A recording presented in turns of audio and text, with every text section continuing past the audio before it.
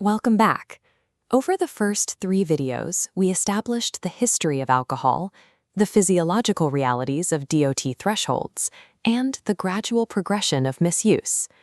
In this final video of the alcohol module, we examine the mechanics of testing, the consequences of an off-duty DUI, what a violation feels like from a human perspective, and the structural support systems available to you right now. If you have gone through other DOT compliance training, you know how standard drug testing works. Alcohol testing operates under an entirely different architecture. Standard urine testing involves multiple steps: collection, lab analysis, medical review officer review, and a split specimen retest. It has procedural buffers. Alcohol is tested by breath, yielding an immediate result. There is no laboratory processing, MRO review, or split specimen. The breath test result is the answer: real-time, on the spot, and final. There is absolutely no waiting period between the test result and the consequence. A confirmed result at or above 0.04 triggers your immediate removal from safety-sensitive duties that exact same day. The speed and finality of breath testing strip away any buffer. This lack of a secondary review process makes an alcohol violation sudden and uniquely jarring for the employees who experience one. If a violation occurs, the operator must enter the return-to-duty process to restore their safety-sensitive status. This shows the precise standard required for the return-to-duty test. The target is not below 0.04. It is not below 0.02. It is exactly 0. You must demonstrate a complete absence of alcohol in your system.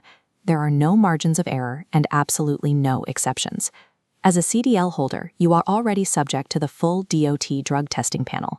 Alcohol testing exists alongside those requirements, not instead of them. Because the testing mechanism offers no procedural second chances, your obligations as a safety-sensitive worker demand absolute, uncompromising compliance at all times.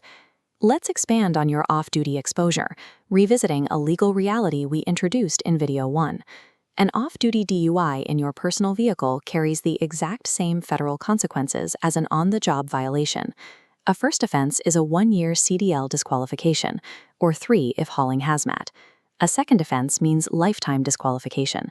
The career is gone. Refusing a chemical test during a weekend traffic stop does not protect you.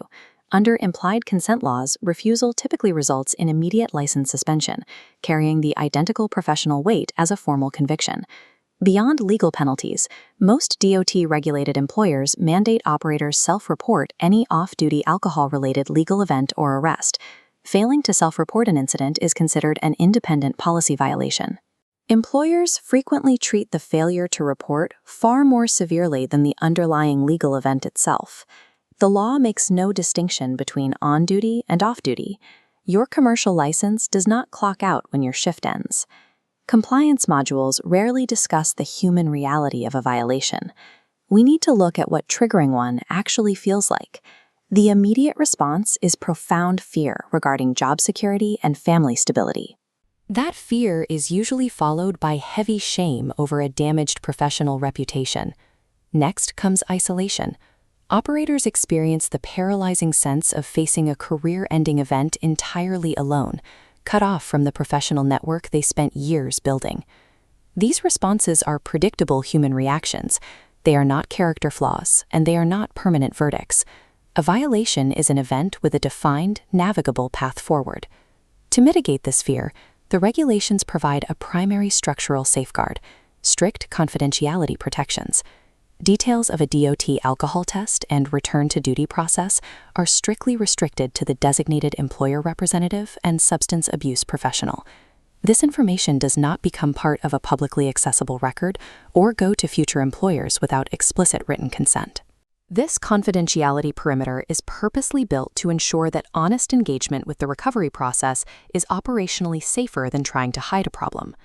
The most critical proactive safeguard in your toolkit is your Employee Assistance Program, or EAP. The EAP is a free, entirely confidential service. It provides access to licensed counselors without triggering a disciplinary event and does not mandate DOT testing. This matrix maps exactly when to deploy services. The EAP is positioned squarely within the green pattern stage, used the moment you recognize a negative trend, long before an actionable violation. But sometimes recognition happens suddenly. In a midnight crisis needing immediate intervention, you need a different tool. This graphic provides the resource for an acute crisis.